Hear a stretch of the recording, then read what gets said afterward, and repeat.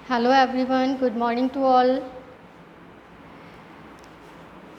आज हम पार्ट 2 वर्णमाला की एक्सरसाइजेस कंप्लीट करेंगे। ठीक है, इससे पहले वाली क्लास में हमने पार्ट 2 वर्णमाला से रिलेटेड जो एक्सप्लेनेशन थी, जो चैप्टर में हमारे पॉइंट्स दे रखे हुए हैं, वो सब क्लियर किए थे कि वर्ण किसे कहते हैं, वर्णमाला किसे कहते हैं। ठीक है, स्वर, व्यंजन। ठीक है, तो एक बार उसको पहले रिवाइज भी कर लेते हैं कि वर्ण क्या है। तो भाषा की सबसे छोटी ध्वनि वर्ण कहलाती है, या कह सकते हैं कि वह छोटी से छोटी ध्वनि जिसके खंड ना किए जा सके, यानी जिसको विभाजित ना किया जा सके, वह वर्ण कहलाती है। ठीक है, नेक्स्ट है हमारा वर्णमाला। तो वर्णों का वह निश्चित समूह, वर्णों का, वर्ण क्या होते हैं, अक्षर और वर्ण क्या होते हैं, जैसे आ ई ऊ हमने लास्ट क्लास में पढ़ा था, का खा गा घा। ठीक, तो जब इन सबको हम इन सब वर्णों को एक निश्चित क्रम में रख देते हैं, ठीक है, तो वो क्रम वो हमारा समूह जो है वो वर्णमाला कहलाता है। ठीक, स्वर, वह वर्ण जो स्वतंत्र रूप से बोले जा सकते हैं, जिनको बोलने के लिए आपको किसी दूसरे वर्ण की सहायता नहीं लेनी पड़ती है, वह क्या कहलाते हैं, स्वर कहलाते हैं। और ऐसे वर्ण जिनको बोलने के लिए आपको दूसरे वर्णों की सहायता लेनी पड़ती है, अन्य वर्णों की सहायता लेनी पड़ती है, वह है व्यंजन कहलाते हैं। अंडरस्टूड। तो जो हमारे स्वर हैं वो 11 होते हैं और व्यंजन 33 होते हैं। अंग और आहा अयोगवाह होते हैं। ठीक है, क्ष, त्र, ज्ञ और श्र संयुक्त व्यंजन होते हैं, जो एक जैसे ता है तो हम लिखते हैं ना आदता और फिर पूरा ता, तो इस तरह से जो एक ही वर्ण के एक समान वर्ण में दो वर्ण हो। ठीक है, तो ऐसे जो होते हैं वर्ण, वो कौन से कहलाते हैं, द्वित्व व्यंजन कहलाते हैं। ठीक, तो क्ष, त्र, ज्ञ और अक्षय हमारे संयुक्त व्यंजन हो गए, और जिसमें एक ही वर्ण दो बार आया हो वो द्वित्व व्यंजन हो गया।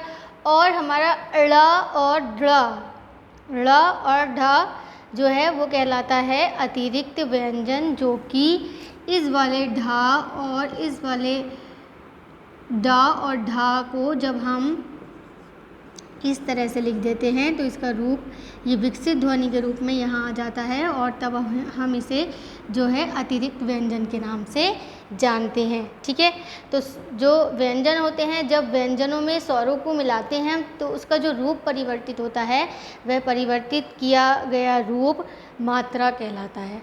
अंडरस्टूड। तो ये हमारे पॉइंट्स थे जो हमने लास्ट क्लास में पढ़े थे। ठीक है, तो ये सब आपके क्लियर हो गए हैं। एक बार हमने फिर से इसे रिवाइज कर लिया है। अगर आपने लास्ट क्लास को नहीं देखा है तो पहले आप उस क्लास को देखेंगे और उससे रिलेटेड जितना भी वर्क दिया गया था वो सब कंप्लीट करेंगे। ठीक है, उसके बाद इस क्लास का वर्क कंप्लीट भी करेंगे और एक्सरसाइजेस किस तरह से सॉल्व किए हैं ये देखेंगे। ठीक है, so let's start in book C, page number 12। ये जो हमारे एक्सरसाइज नंबर 1 है, उत्तर लिखो, क्वेश्चन आंसर। तो ये जो क्वेश्चन आंसर हैं ये आपको पीडीएफ के थ्रू मिल जाएंगे, जो कि आपको अपनी नोटबुक में, ग्रामर की नोटबुक में बहुत अच्छी क्लीन हैंडराइटिंग में पार्ट 2 वर्णमाला यानी कि चैप्टर नंबर और टॉपिक मेंशन करने के बाद लिखना है। ठीक है, उसके अलावा जो एक्सरसाइजेज हैं वो आपको बुक में ही फिल करनी है, और कुछ एक्सरसाइज ऐसी भी हैं जो आपको नोटबुक में भी करनी होंगी, जो कि आपको पीडीएफ में दी जाएंगी। सो let's start work in book.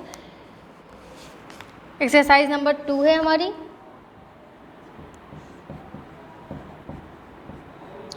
रिक्त स्थान भरो। ठीक है, बीच में लाइन ड्रॉ कर लेते हैं।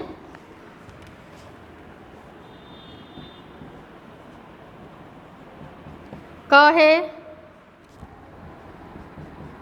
भाषा की सबसे छोटी ध्वनि को डैश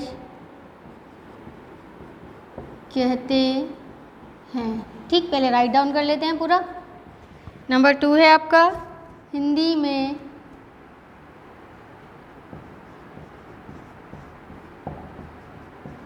डैश स्वर होते हैं। नंबर गा, हिंदी में डैश व्यंजन होते हैं घ, श, त्र, ज्ञ और श्र डैश व्यंजन हैं। लास्ट है व्यंजनों को डैश की सहायता से बोला जाता है। ओके, ये हमारी जो रिक्त स्थान भरिए एक्सरसाइज है कंप्लीट हो गई है। यहाँ फिल कर लेते हैं। भाषा की सबसे छोटी ध्वनि को, तो अभी हमने लास्ट क्लास का जो वर्क यहाँ पे रिपीट किया था, तो सबसे पहला यही बताया है कि जो भाषा की सबसे छोटी ध्वनि होती है वो क्या होती है, क्या कहलाती है वो, वर्ण। भाषा की सबसे छोटी ध्वनि को वर्ण कहते हैं, यानी कि जिसके टुकड़े ना किए जा सके। ठीक, हिंदी में स्वर होते हैं, हिंदी में स्वरों की संख्या कितनी होती है, 11। व्यंजन की संख्या होती है 33 यानी 33। श, त्र, ज्ञ और श्र, अभी कौन से व्यंजन बताए थे, ये संयुक्त व्यंजन। ठीक है, व्यंजनों को किसकी सहायता से बोला जाता है, स्वरों की। ठीक, जो व्यंजन हैं उनको आप बिना स्वर की सहायता के नहीं बोल सकते हैं। जब आप व्यंजन को बोलेंगे तो आपको स्वरों की सहायता लेनी ही पड़ेगी। एक्सरसाइज नंबर हमारे 3 है सही व गलत के निशान। ठीक है, इसको भी पहले लिख लेते हैं।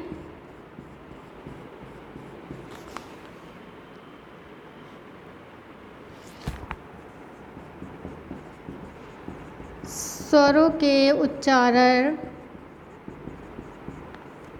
के लिए अन्य वर्णों की सहायता नहीं लेनी पड़ती है। ठीक है, खा,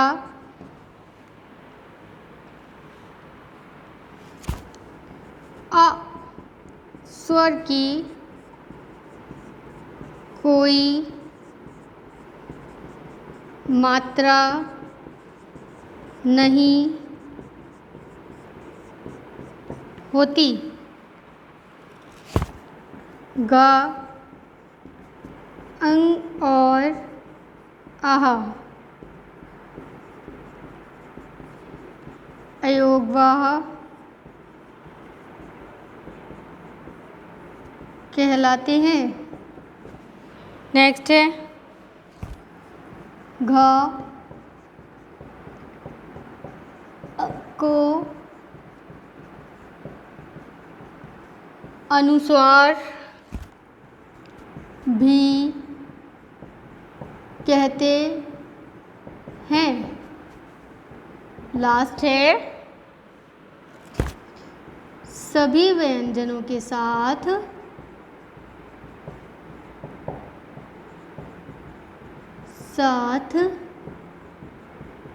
आ की ध्वनि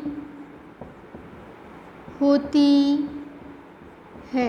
ओके, इसे कंप्लीट करते हैं।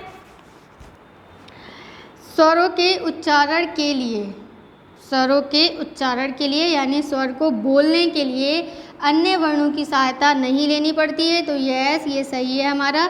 स्वर के उच्चारण में हमें अन्य वर्ण की सहायता नहीं लेनी पड़ेगी, लेकिन जब व्यंजन का आप उच्चारण करेंगे, स्वर की जगह अगर आप व्यंजन का उच्चारण करेंगे तो आपको अन्य वर्ण की सहायता लेनी पड़ती है। ठीक है, आ स्वर की कोई मात्रा नहीं होती। सही, आ की कोई मात्रा नहीं होती है। इसके बाद आ से लेकर औ तक के जितने भी वर्ण होते हैं उन सब की मात्राएं होती हैं, और जो टोटल मात्राएं हैं वो होती हैं 10।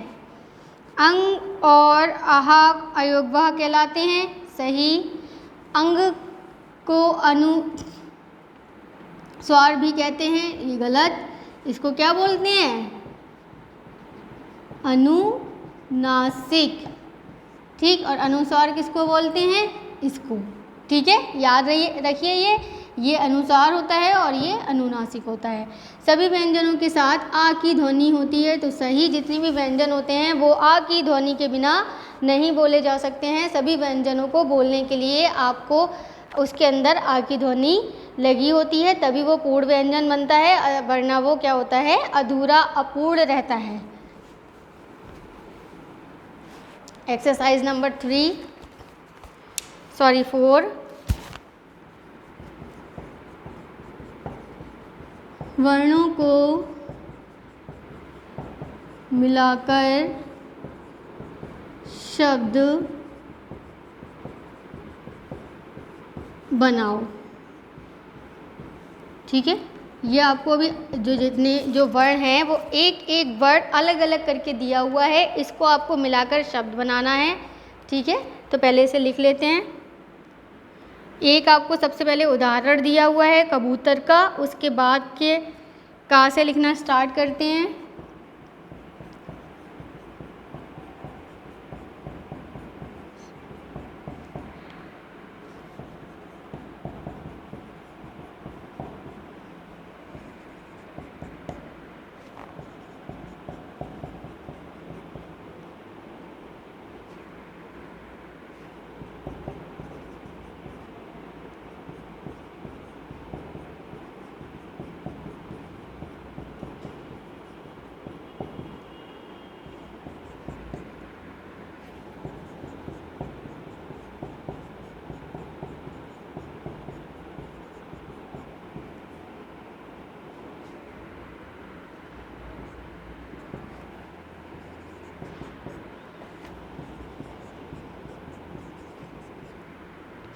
गा हलंत आ प्लस मा हलंत आ प्लस ला हलंत आ। ठीक, लास्ट है ता हलंत ई प्लस ता हलंत आ प्लस ला हलंत ई। ठीक है, तो ये देखिए, ये जो हलंत लगा होता है, ये जो व्यंजन के नीचे मैंने हलंत लगाया है, यानी कि जब व्यंजन के नीचे हलंत लगा हुआ होगा तो वो व्यंजन अपूर्ण होगा। तो अब तब तक वो पूरा नहीं हुआ है, तब तक वो कैसा है? अपूर्ण है। अभी ये जो व्यंजन आपको दिख रहा है, ये हलंत लगा हुआ, ये हलंत लगा हुआ, ये हलंत लगा हुआ, यहाँ भी लगा है, यहाँ भी लगा है। ठीक है, तो ये जितने भी हलंत लगे हुए व्यंजन हैं, ये सारे हमारे अपूर्ण व्यंजन है। जब आप इसके साथ में आ की ध्वनि को जोड़ देंगे या फिर कोई स्वर जोड़ देंगे, जैसे ये माँ और ए लिखा हुआ है, तो आ की ध्वनि जुड़ेगी या स्वर जुड़ेगा। ठीक है, ये भी आ भी स्वर है, ये भी स्वर है। ठीक है, लेकिन ये मात्रा वाला है और आ की कोई मात्रा नहीं होती है, लेकिन जब ये जुड़ेगा इसमें तो ये पूर्ण हो जाएगा, और जब ये इसमें जुड़ेगा तब ये पूर्ण हो जाएगा। यानी कि जब व्यंजन के साथ, ये याद रखिए कि जब व्यंजन के साथ में आप स्वर को जोड़ेंगे, दोनों स्वर है ना, आ भी स्वर है और ए भी स्वर है। ठीक है, तो जब आप व्यंजन के साथ में स्वर को जोड़ेंगे तब ये पूर्ण हो जाएगा और इसके नीचे से हलंत हट जाएगा। जैसे आपने का में आ को जोड़ा तो ये बन गया पूर्ण का, माँ में आ को जोड़ा तो ये पूर्ण माँ बन गया, और ला में आ को जोड़ा तो ये पूर्ण ला बन गया, तब ये बन गया कमल। तो ये जो व्यंजन लिखे हुए हैं का मा ला, ये अभी पूर्ण व्यंजन है, और ये हलंत लगे हुए हैं, ये अभी अपूर्ण व्यंजन है। तो इसमें जब आपने स्वर को जोड़ा है तब ये पूर्ण बने हैं। ठीक है, तो ऐसे ही आ तो पहले से ही स्वर है। ठीक है, तो इसमें आपको स्वर जोड़ने की ज़रूरत ही नहीं है। जा में आपने स्वर को जोड़ा, गा में स्वर को जोड़ा और रा में स्वर को जोड़ा, तो आपका बन गया अजगर। ठीक, ऐसे ही माँ में एक ए को जोड़ा तो ये मात्रा क्या है? माँ के ऊपर आ गई, और जब इसमें स्वर जुड़ गए तो ये हलंत हट गया, तो क्या बन गया? में। और ला में भी सेम यही किया है, हलंत को हटाया है और आ को जोड़ा है, तो ये बन गया मेला। ऐसे ही सेम इसका बन गया गमला, और ये लास्ट वाला तितली। ठीक है, जब आप स्वर को जोड़ देंगे इस व्यंजन के साथ में, और तब हलंत हट जाएगा और ये पूर्ण बन जाएगा। ठीक, तो एक्सरसाइज नंबर 4। एक्सरसाइज नंबर 5 देखते हैं।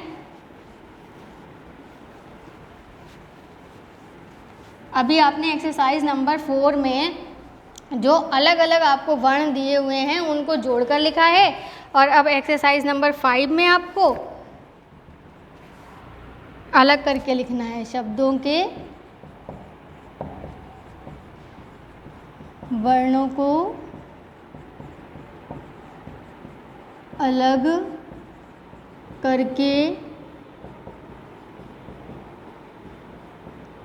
लिखिए, ठीक है।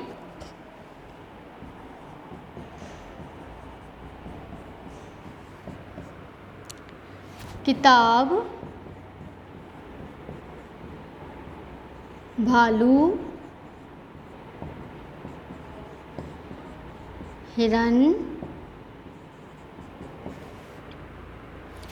ममता और लास्ट है महेश, ठीक है। अब इसको आपको अलग करके लिखना है, तो कैसे करेंगे, ये देखिए का में आपने हलंत लगाया, ठीक है, क्योंकि यहाँ आपको सारे वर्ण अलग करने हैं, व्यंजन अलग हो जाएंगे और स्वर अलग हो जाएंगे, तो जो व्यंजन है उनके नीचे हलंत आ जाएगा। तो का के नीचे आपने हलंत लगाया और ये कौन सी मात्रा है, ई, ठीक, प्लस ता, हलंत लगाया और कौन सी मात्रा लगी है ता में, आ, ठीक है, और बा हलंत लगाया और बा के साथ कोई मात्रा नहीं है तो हमने आ की ध्वनि लगा दी। भा हलंत लगाया, आ, फिर प्लस ला हलंत लगाया और कौन सी मात्रा लगी हुई है भालू पर, ऊ की, ठीक है। हिरन, हा हलंत लगाकर लिखा हा और इसमें मात्रा लगी है ई की, तो वो मात्रा लिख दी, प्लस रा में कोई मात्रा नहीं लगी हुई है, ना में कोई मात्रा नहीं लगी हुई, तो इसमें हम आ की ध्वनि को जोड़ देंगे, ठीक है, ना हलंत आ। ऐसे ही ममता, माँ में कोई मात्रा नहीं है, माँ में कोई मात्रा नहीं है, तो इस माँ में भी हम आ की ध्वनि को जोड़ेंगे, इस माँ में भी हम आ की ध्वनि को जोड़ेंगे और ता पर आ की मात्रा लगी हुई है, तो ता व्यंजन को हम आ की मात्रा और ता व्यंजन को अलग अलग लिख देंगे। तो माँ हलंत आ प्लस माँ हलंत आ प्लस ता हलंत आ, ठीक है, ये मात्रा वाला ये आ की ध्वनि। अब महेश में माँ हलंत आ, क्योंकि माँ पर कोई मात्रा नहीं है, हा हलंत प्लस ए प्लस शा हलंत और आ, महेश, ठीक है। तो एक्सरसाइज नंबर 4 में आपने मिलाकर लिखा है और 5 में आपने अलग करके लिखा है, ठीक है। तो एक्सरसाइज नंबर 4, 5 कंप्लीट हो गई है। एक्सरसाइज नंबर जो 6 है, अनुस्वार यानी जिसके ऊपर सिर्फ एक बिंदु लगाते हैं, और अनुनासिक यानी जिसके ऊपर चंद्र बिंदु लगाते हैं, लगाकर शब्दों को दोबारा लिखो। तो इसमें आपको सिर्फ शब्द दे रखे हैं जिसके ऊपर अनुस्वार और अनुनासिक नहीं लगा हुआ है।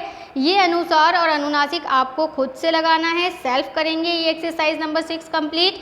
और उसके बाद जब आपको ये बुक की पेजेस की PDF मिलेगी तब आप इसे देख करके क्रॉस चेक करेंगे कि आपने इसे सही किया है या नहीं किया है। तो अब हमारे ये सारी एक्सरसाइजेज कंप्लीट हो गई हैं, क्वेश्चन आंसर आपको मिल जाएंगे। जो आप नोटबुक में वर्क करेंगे वो भी अब बहुत अच्छी क्लीन हैंड राइटिंग में करेंगे, और जो बुक में वर्क करेंगे वो भी अच्छी सी राइटिंग में करेंगे। और वर्क को कंप्लीट करने के बाद काइंडली आप इसे चेक करने के लिए टीचर्स के नंबर्स पर ज़रूर भेजें, ताकि टीचर्स को पता रहे कि आप लोग कितना वर्क कंप्लीट कर पा रहे हैं। और अगर कोई आपकी क्वेरी है या कोई कुछ आपको समझ नहीं आ पा रहा है तो आप उसके बारे में भी डिस्कस कर सकते हैं। Okay class, so thank you, have a nice day.